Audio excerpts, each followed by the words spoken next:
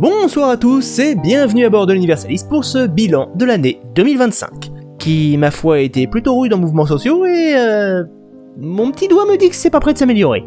Alors comme d'habitude, ce bilan est découpé en 3 parties, personnel pour ce qui m'a touché moi perso, la partie écrivain et la partie youtubeur. Comme ça, si vous voulez tout regarder, vous regardez tout, et si vraiment c'est une de ces parties qui vous intéresse le plus, vous pouvez directement aller au chapitre qui vous intéresse.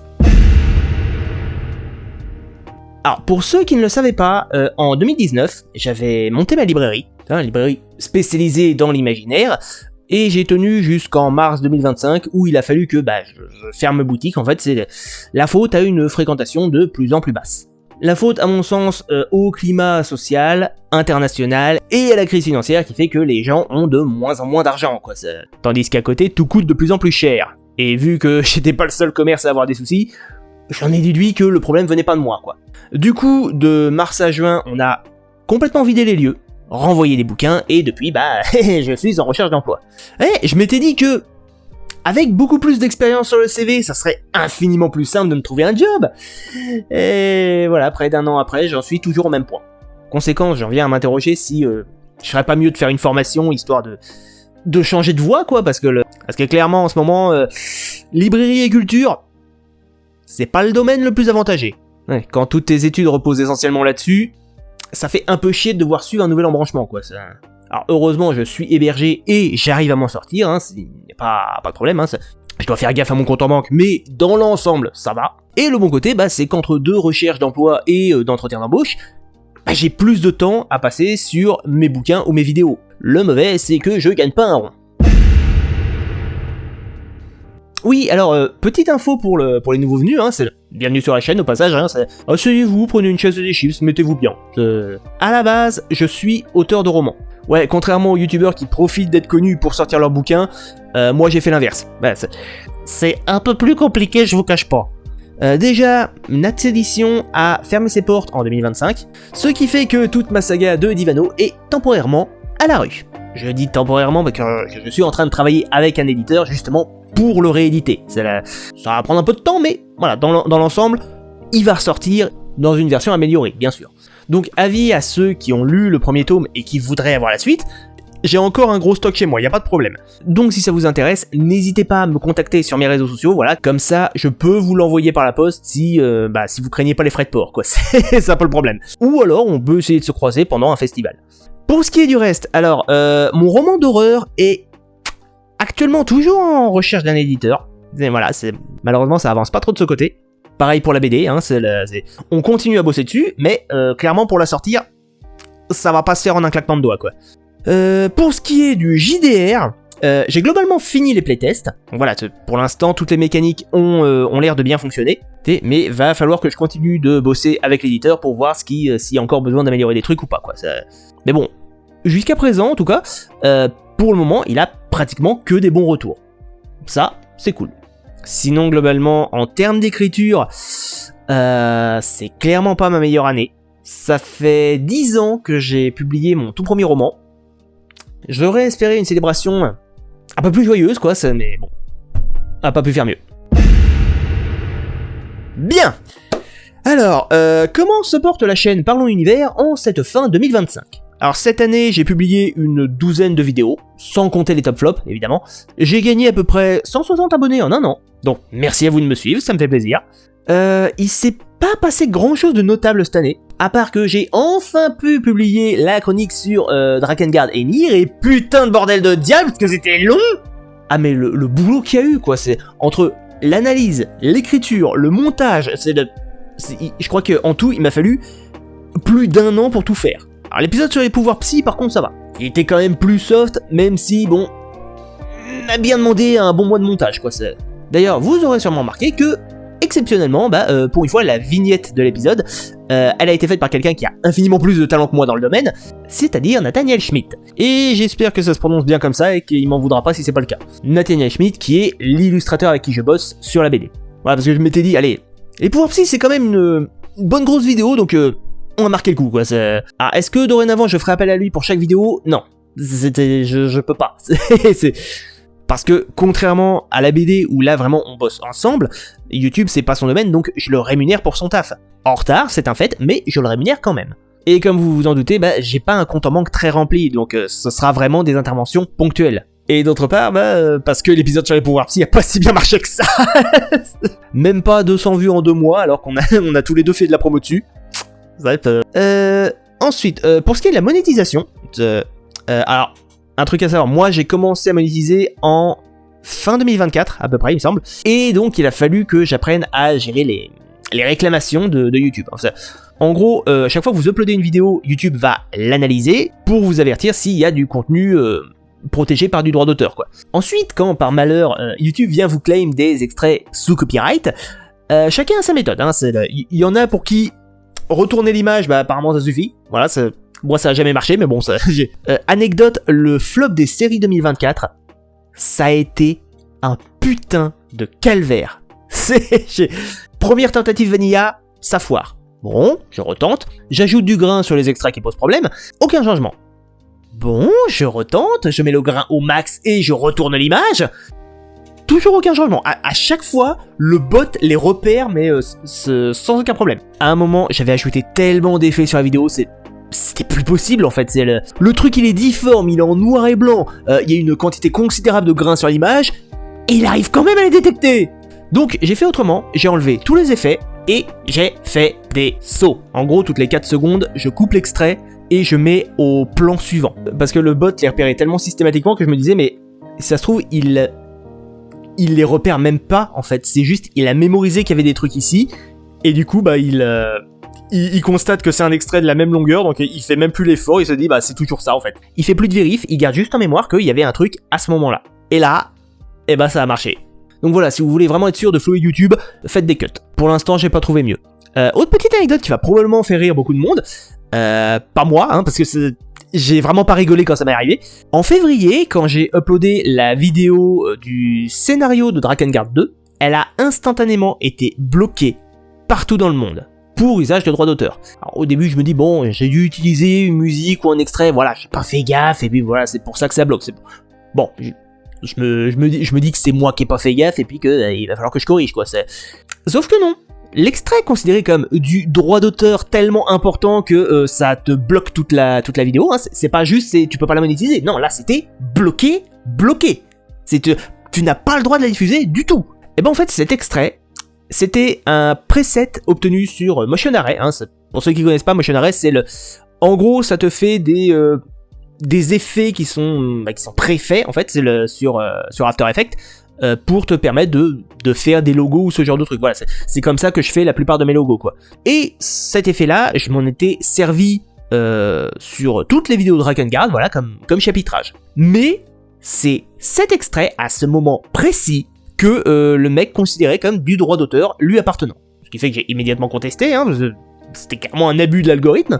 Il y a même pas à discuter, c'est un abus de l'algorithme. Le truc, il considère que ça appartient à quelqu'un, sauf que non seulement la vidéo soi-disant copiée ne contient pas le preset en question, déjà d'une part, mais en plus, elle utilise un autre preset de Motion Array.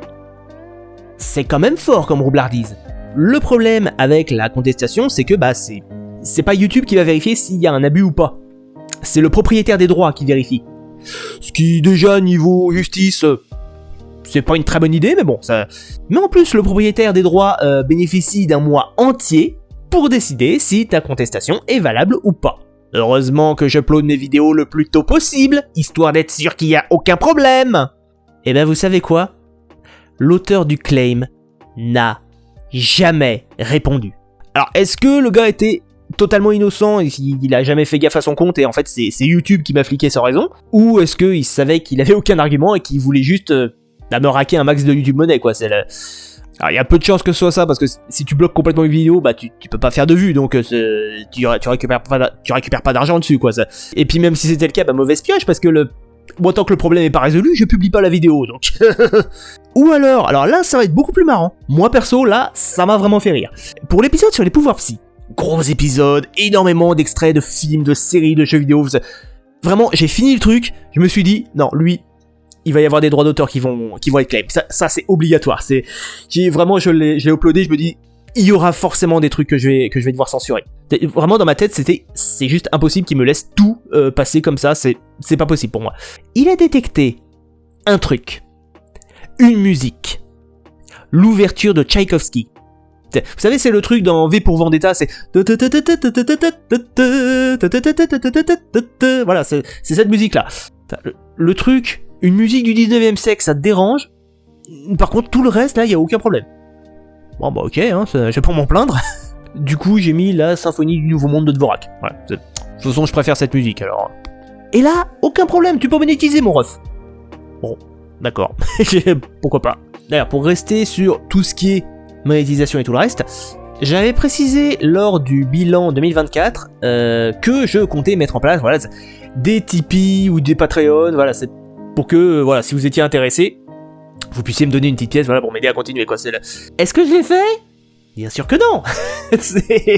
Donc, est-ce que je vais m'en occuper cette année ? Je vais essayer, mais je pense que je vais plus rien promettre en fait. Je sais pas du tout si j'aurai le temps, si j'aurai la motivation, voilà, j'ai beaucoup de trucs à faire, je sais pas du tout comment le 2026 va se dérouler, donc voilà, si je peux, je le ferai. Sinon, rendez-vous en 2027. Ensuite, pour ce qui est des prochaines sorties, je suis en train de travailler sur des épisodes mini d'Universalis. C'est-à-dire qu'une fois fini, monté tout ça, les vidéos devraient pas durer plus de 10-15 minutes. Théoriquement. Et c'est beaucoup plus facile à écrire en fait.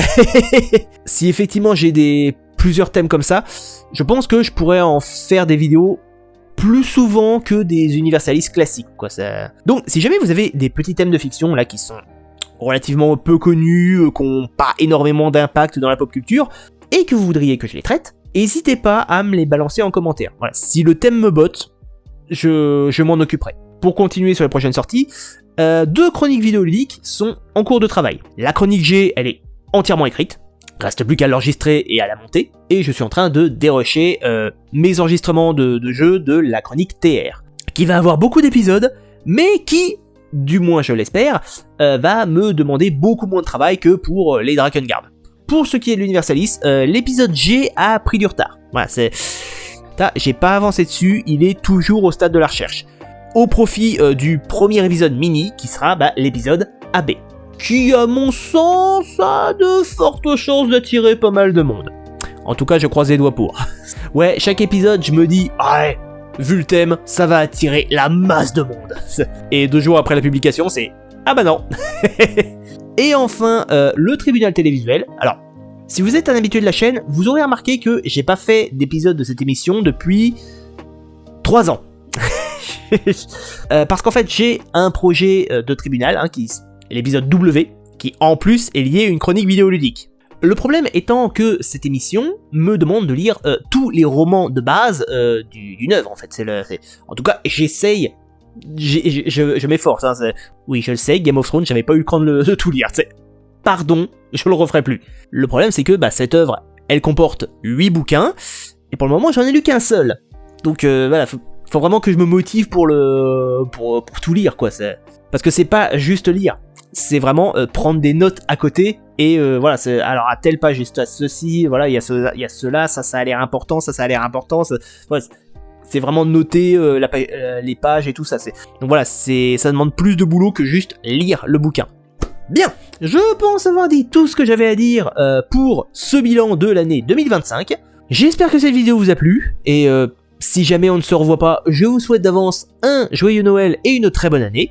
Quant aux autres, on va pouvoir passer au top et au flop de l'année, qui commenceront la semaine prochaine. Sur ce, je vous souhaite une excellente soirée, et à bientôt, à bord de l'Universalis. Donc avis à ceux qui ont... Non. Mais au moins, jusqu'à présent en tout cas, il a que des... c'est-à-dire Nathaniel Schmidt. Si vous voulez être sûr de flouer... Voilà, si vous voulez vraiment être sûr de flouer YouTube... Ah, si je me fais claim juste pour avoir imité la mélodie, là je vais râler par contre. Si cette vidéo se fait claim juste pour avoir imité la vidéo...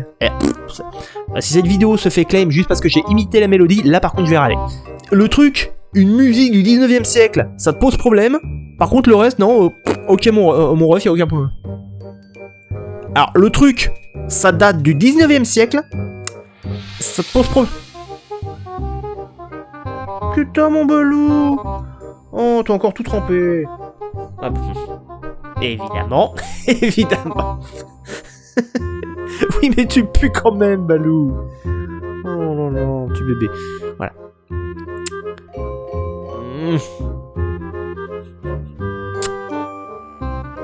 Alors, vous verrez qu'effectivement, il a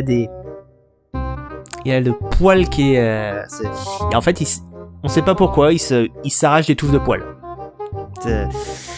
On a été voir 3 fois le veto. On a peut-être essayé de le voir une 4e fois même. Apparemment, il a aucun problème. Pendant un temps, il avait des trucs d'aft dans la bouche. On l'a soigné. Mais il continue de s'arracher des poils, quoi. Il n'y a pas l'air d'avoir de parasites ni quoi que ce soit, ni d'infection. Mais il continue. On sait pas pourquoi. Alors, c'est probablement du stress, hein, mais j'avoue, je sais pas trop ce qu'on peut faire là. Hein, ça va, mon Balou. Ça va, mon Balou. Voilà. Bouge pas trop. Bouge pas trop. Bouge pas trop. Voilà. Hop, hop.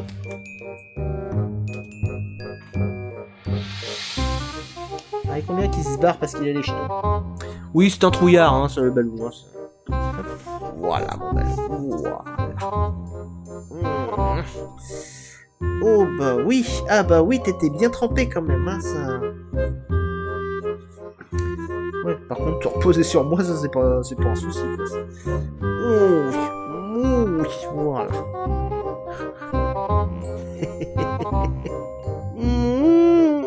Ça fait du bien qu'on s'occupe de moi. Oh oui. Le reste du temps, c'est quasi impossible de l'approcher. Hein, il te voit avancer vers lui, il se barre en 4e vitesse. Petit fumier. Si le thème me botte, il y a de fortes chances que je les ajoute à ma liste. Si le thème me botte, si ça me botte, je vais probablement les ajouter à ma liste. Si le thème me botte, je pense que...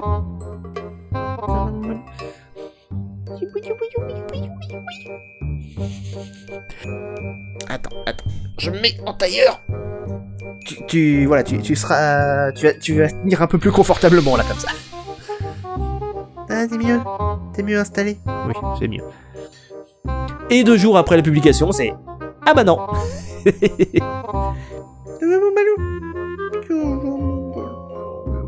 Le problème étant que cette émission, elle me demande...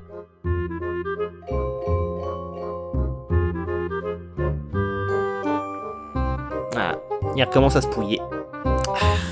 C'est chiant, Balou. Si tu pouvais arrêter de t'arracher les poils, ça serait bien. Si au moins on savait pourquoi. Tu t'es même pouillé sur la patte, quoi, c'est... Oh, pourquoi tu fais ça, Balou? Tu t'es coincé une griffe, Miluline?